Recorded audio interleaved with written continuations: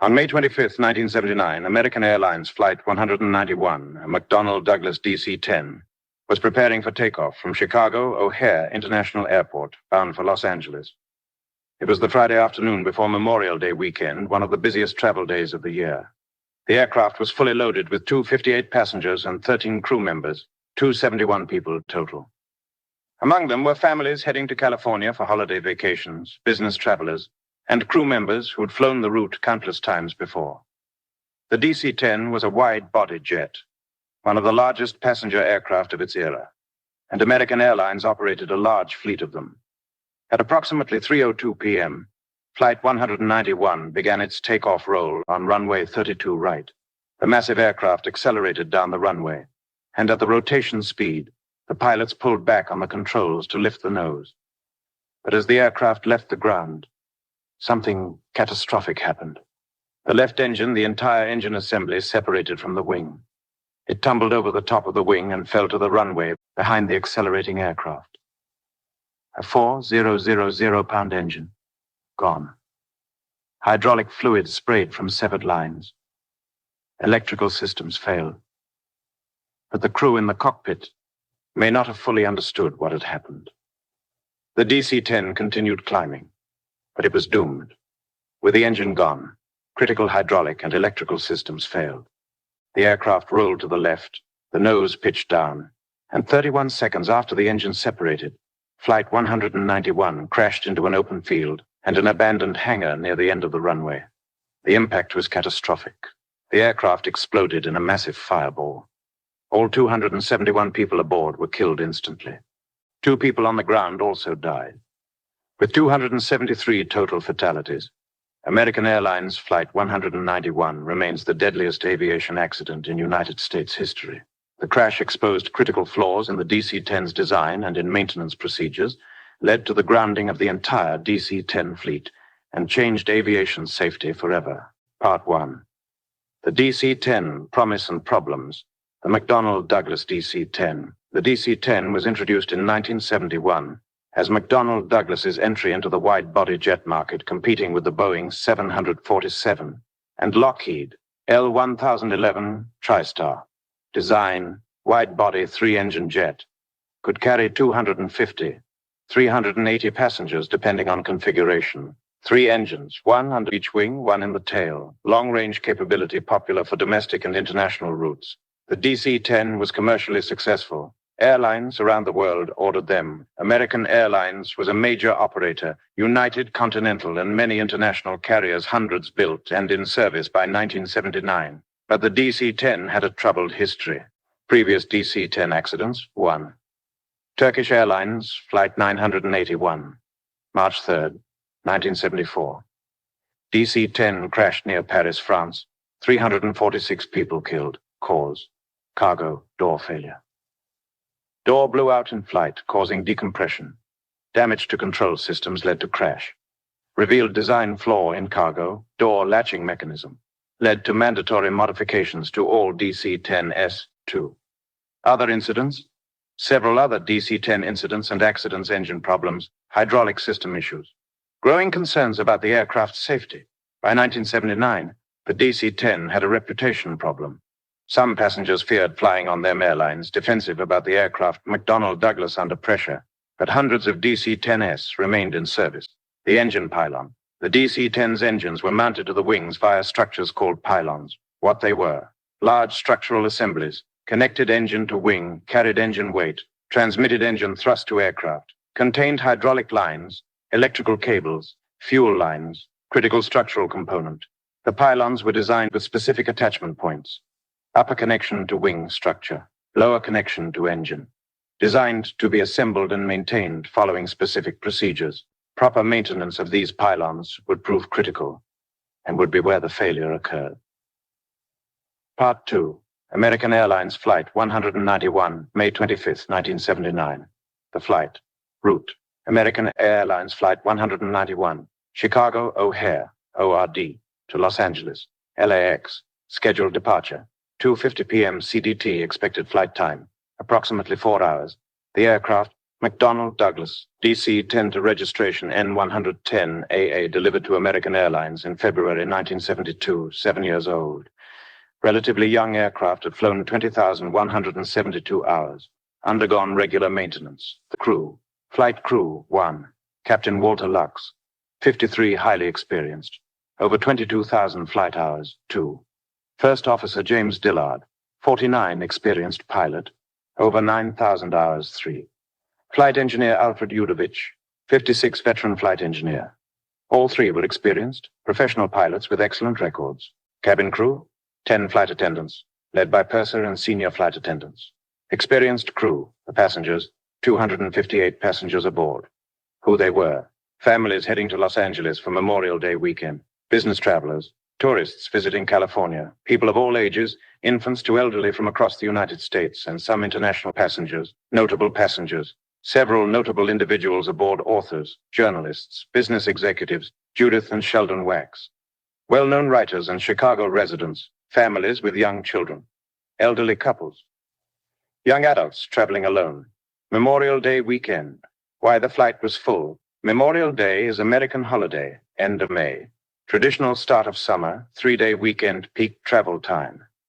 Many Americans traveling for vacation. Flight 191 was completely full. 258 of 258 passenger seats occupied.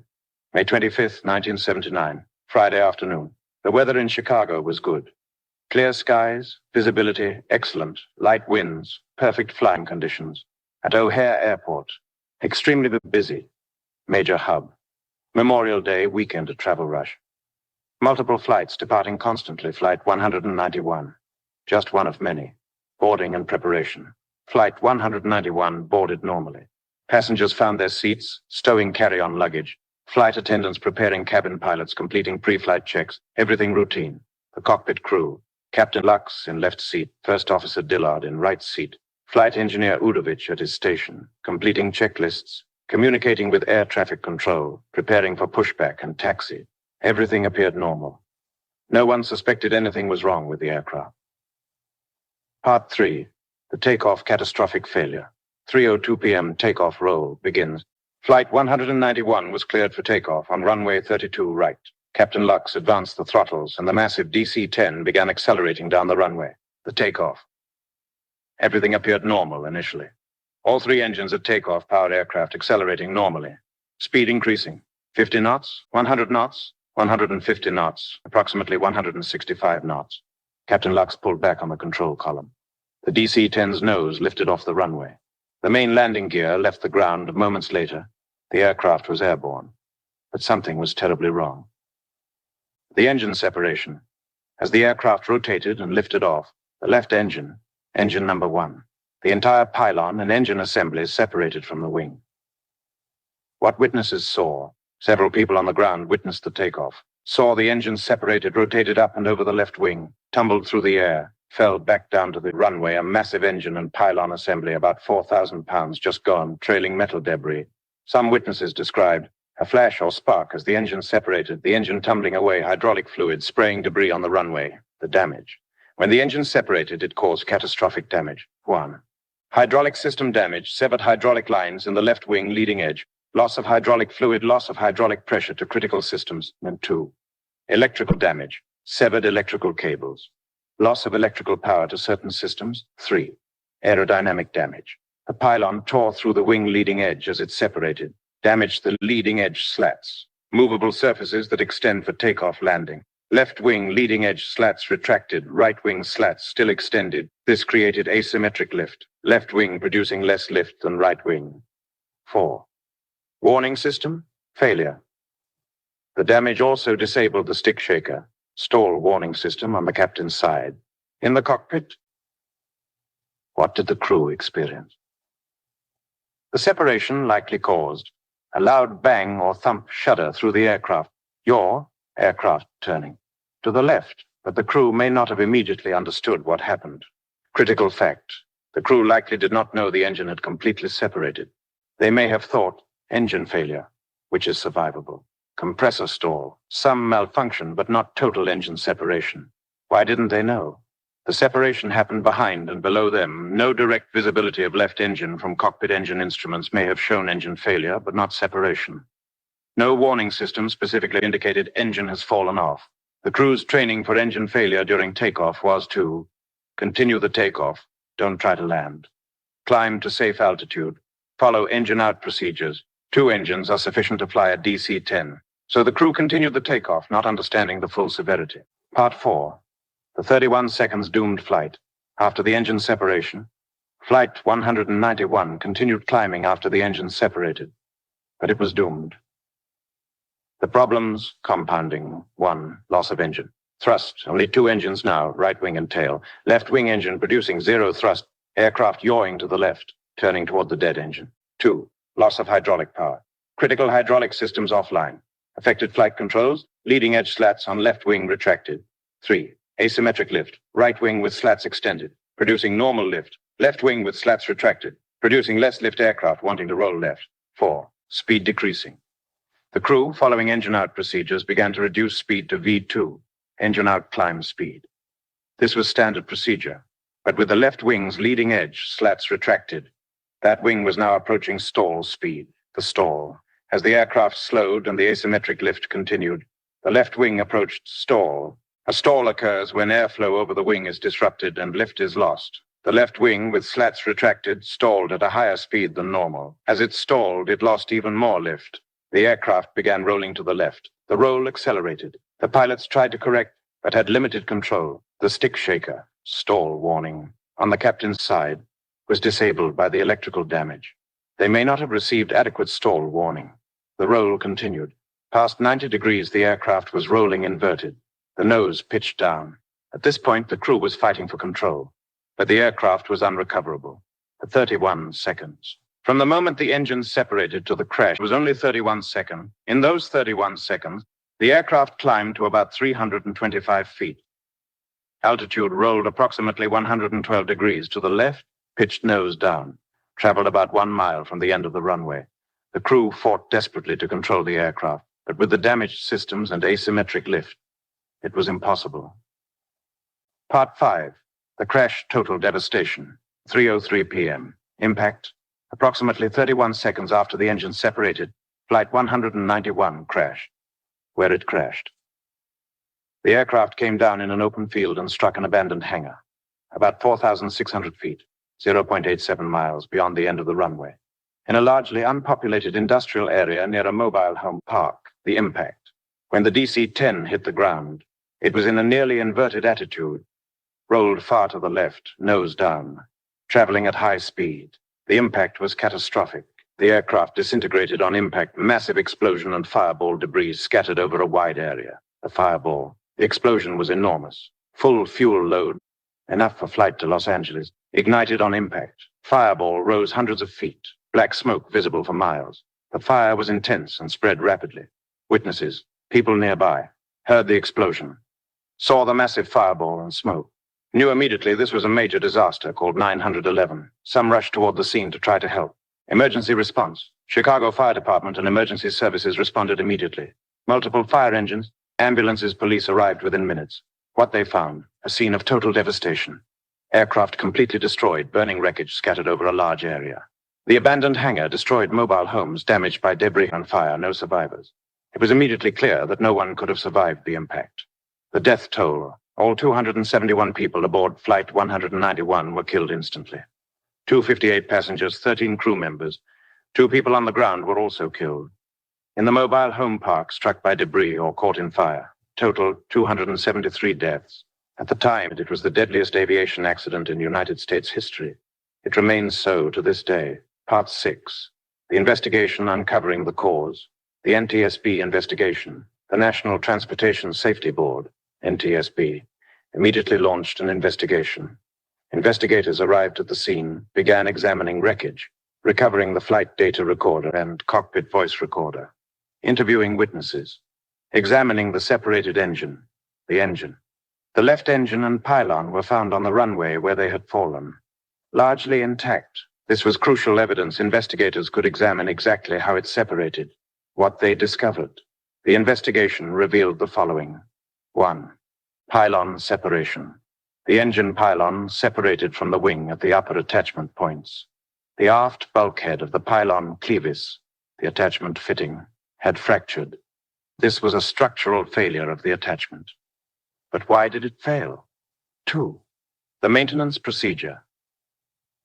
Investigators discovered that American Airlines and some other carriers had been using a maintenance procedure that was not approved by McDonnell Douglas, the approved procedure.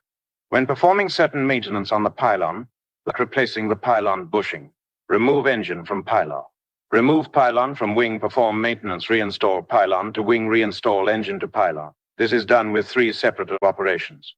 The unapproved shortcut. To save time and money, American Airlines maintenance had been removing the engine and pylon together as a single unit, using a forklift, performing maintenance, reinstalling the engine pylon assembly together as a unit. This shortcut saved about 200 man-hours of work per aircraft, significant cost saving. But it created stress on the pylon attachment points that the design was not intended to handle. 3. The fracture.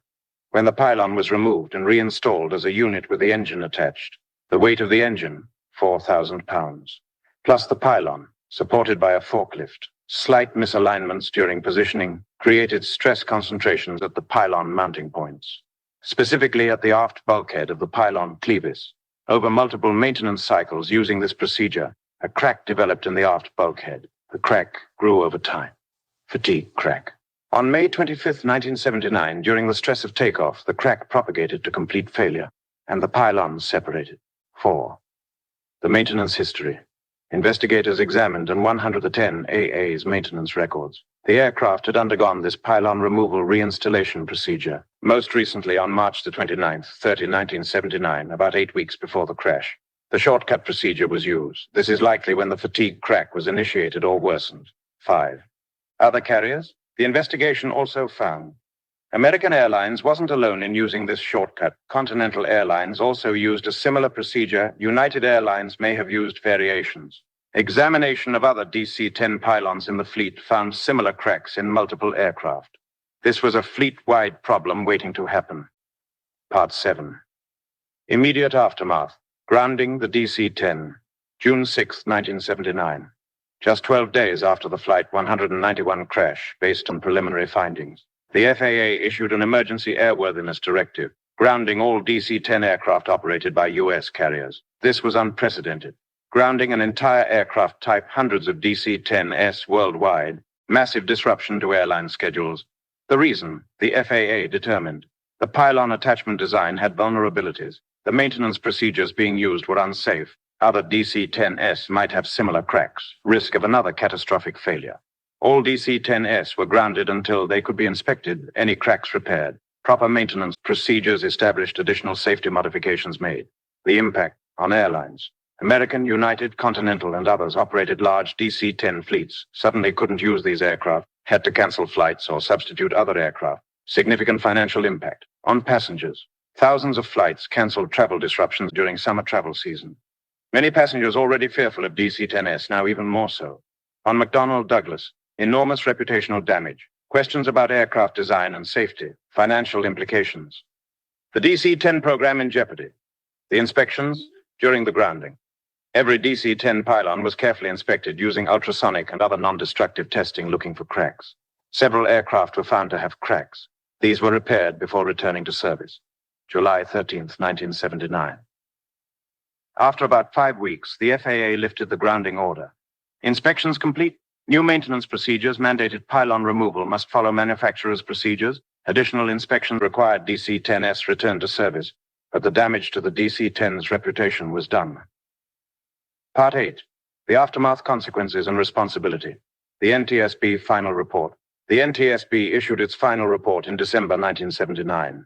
Probable cause: the asymmetrical stall and the ensuing roll of the aircraft because of the uncommanded retraction of the left wing outboard leading edge slats, and the loss of stall warning and slat disagreement indication systems resulting from maintenance-induced damage leading to the aft bulkhead of the number 1 engine pylon structure.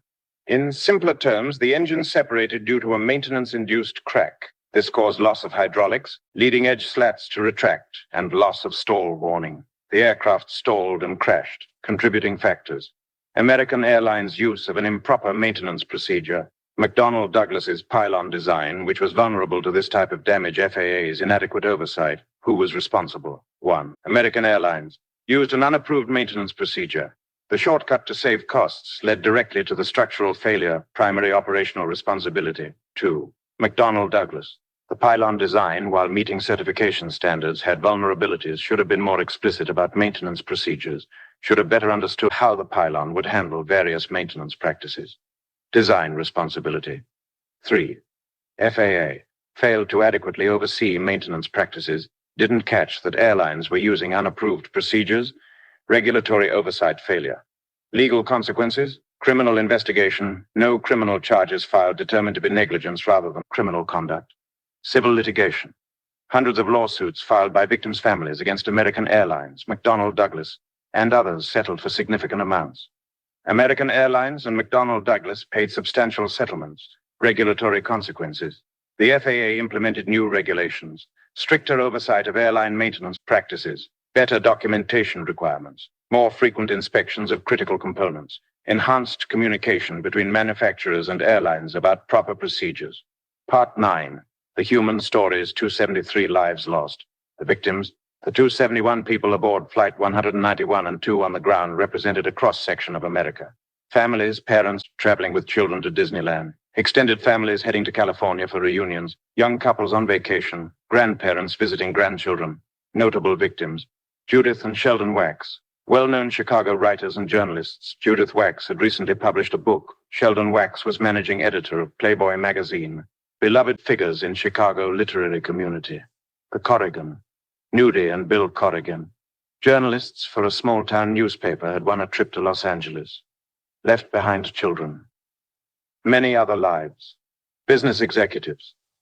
Engineers and professionals. Students, retirees. Flight attendants who'd worked for American for years.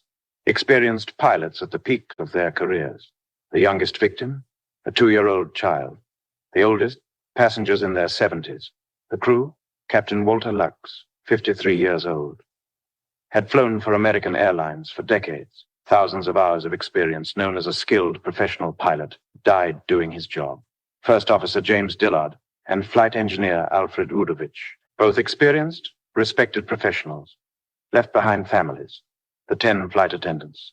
Dedicated professionals, helping passengers even in the final moments. The ground victims, 2 people on the ground. In the mobile home park, wrong place, wrong time, killed by debris or fire from the crash. The families left behind. For families of the 273 victims. Sudden, devastating loss. Loved ones who left for a trip and never returned.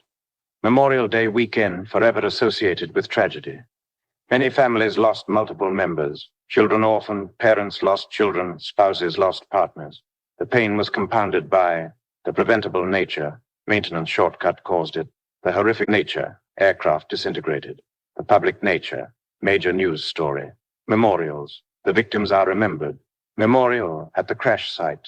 Plaques at O'Hare Airport. Annual memorial services. Families continue to gather on anniversaries. Part 10. The DC-10's legacy and lessons. The DC-10 after Flight 191. The aircraft continued in service. Despite the tragedy and the grounding, the DC-10 continued flying for decades, properly maintained. It was safe. Many airlines continued operating them, but the reputation never fully recovered.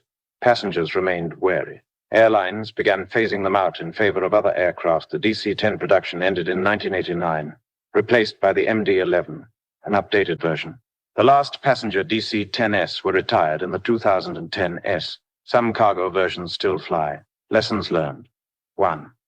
Maintenance procedures. Matter. The Flight 191 crash demonstrated that even small deviations from approved maintenance procedures can have catastrophic consequences. Shortcuts to save time or money can introduce risks that weren't a part of the original design. 2. Design. Robustness. Aircraft designs need to be robust enough to tolerate foreseeable maintenance practices, even if not approved. The DC-10 pylon design was vulnerable to the type of damage that could be caused by improper maintenance. 3. Communication. Better communication between manufacturers and airlines about why certain procedures must be followed exactly could prevent tragedies. 4. Regulatory oversight. The FAA needed better oversight of actual airline maintenance practices, not just policies. 5. Multiple failures. The crash resulted from multiple failures: design vulnerability, maintenance shortcut, inadequate oversight. Safety requires multiple layers of protection. Changes in aviation. Flight 191 led to lasting changes. Enhanced maintenance oversight and documentation. Better training for maintenance personnel. More explicit manufacturer guidance on procedures.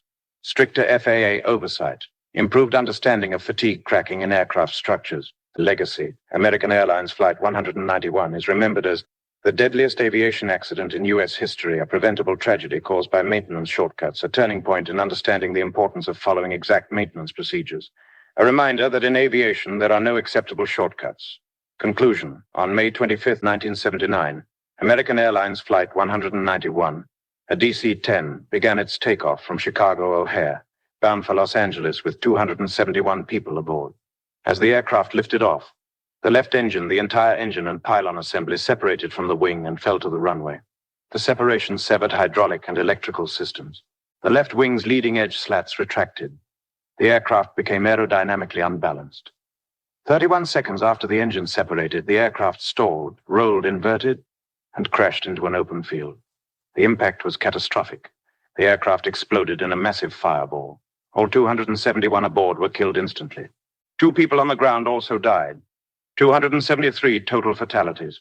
It remains the deadliest aviation accident in United States history.